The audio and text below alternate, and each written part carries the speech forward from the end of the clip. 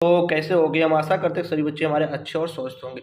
आज हम अपने YouTube channel vision classes VI में सभी बच्चों का स्वागत एवं अभिनंदन करते हैं। आज हम पढ़ने वाले हैं क्लास 10। क्या पढ़ने वाले हैं?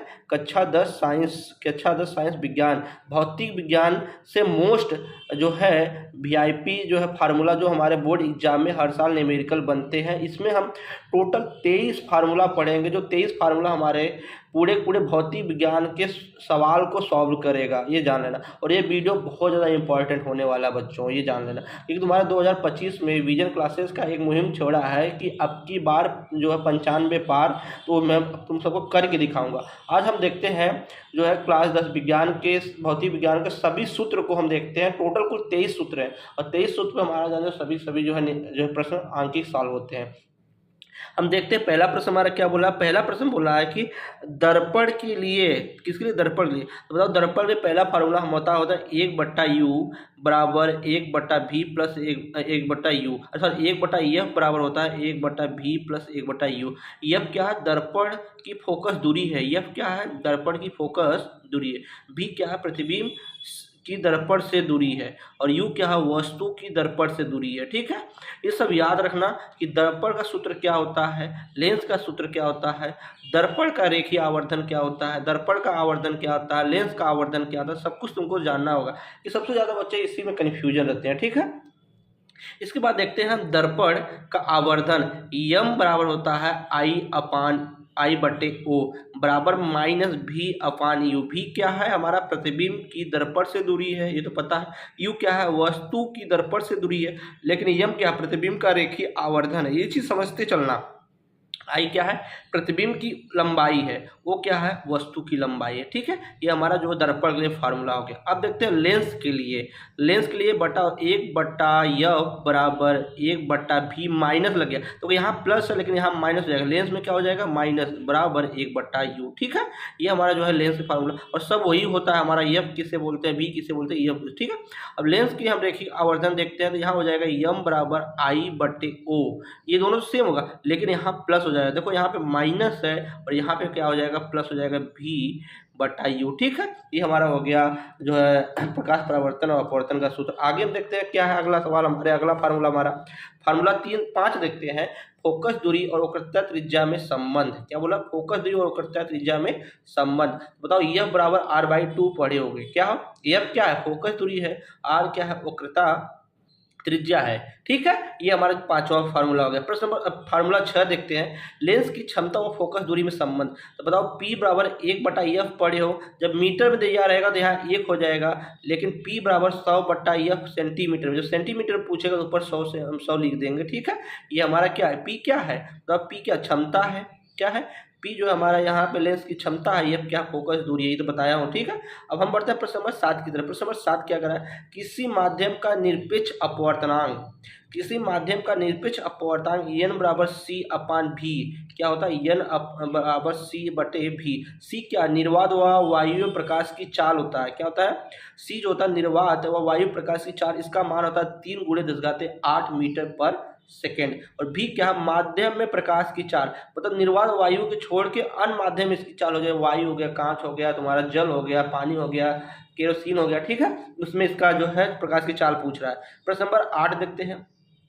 अपवर्तनांक व क्रांतिक कोण में संबंध। ये भी सवाल बहुत ज्यादा है। तो n क्या हमारा यहाँ पे जो है अपवर्तनांक है। 1/sin c क्या है? हमारा क्रांतिक कोण है। देखो यहाँ दिया है ना, सी हमारा क्रांतिक कोण है। अपवर्तन क्रांतिक कोण के संबंध का यह फार्मूला। सवाल जो है फार्मूला नंबर 9 देखते हैं। n बराबर जो है sin a प्लस λ/2/a/2। ये यहाँ क्या दिख रहा है? प्रिज्म का कोण। ये क्या है? प्रिज्म का कोण है। और लैम्डा क्या? न्यूनतम विचलन कोण है। ठीक है, याद रखना। n क्या है? n है हमारा जो अपवर्तनांक है। क्या है? n हमारा जो है अपवर्तनांक। मतलब यहाँ से हम 9 फार्मूला देखे। फार्मूला नंबर 10 देखते हैं। फार्मूला नंबर 10 हमारा क्या है? फार्मूला नंबर 10 देखते हैं। बोला विद्युत धारा I बराबर Q/T। I क्या है? विद्युत धारा है। Q क्या है? आवेश है। T क्या है? समय है। ये सब पता होना चाहिए। फिर हमारा फार्मूला नंबर 11 देख रहा है, वैद्युत विभव V बराबर W/Q। वैद्युत विभव विभवांतर के दोनों फार्मूला सेम होते हैं बच्चों, ये जान लेना। तो V बराबर होता है W/Q। तो V क्या है, विभवांतर हो गया, W क्या है, कार्य है, Q क्या है, आवेश है। ठीक है बच्चों, हम बढ़ते हैं प्रश्न नंबर जो बार बार प्रश्न नहीं आ रहा है। फार्मूला नंबर जो 12 चालक का प्रतिरोध, जिसको ओम का बोलते हैं, ओम का नियम। ठीक है, चालक प्रतिरोध मतलब R/V/I। V/I, आर क्या है, प्रतिरोध है, V क्या है, विभवांतर या विभव, I क्या है, विद्युत धारा है। देखो यहाँ पता है I क्या है, विद्युत धारा है। हम देखते हैं प्रश्न फार्मूला नंबर जो है 13 विशिष्ट प्रतिरोध, सिग्मा बराबर RA/L। RA/L, ये क्या है, विशिष्ट प्रतिरोध है। सिग्मा क्या है, विशिष्ट प्रतिरोध है। R जो है हमारा प्रतिरोध है। ए क्या, चालक का क्षेत्रफल, ए क्या, चालक का क्षेत्रफल, इसका मात्रक क्या होता है, मीटर स्क्वायर। और L क्या, चालक की लंबाई है। ठीक है, और हम देखते हैं फार्मूला नंबर 14, हमारा पूछा W बराबर हम पढ़े हैं E/Q।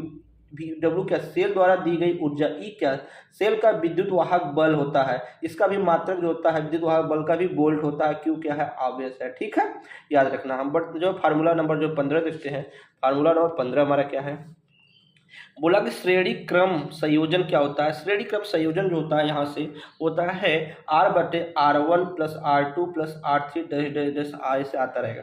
समांतर क्रम संयोजन 1/R बराबर 1/R1 + 1/R2 + 1/R3। याद रखना श्रेणी क्रम क्या होता है, समांतर क्रम में क्या होता है, समांतर क्रम में जो होता है बट्टे हो जाता है। ठीक है, रेजिस्टेंस जो होता है हमारा प्रतिरोध।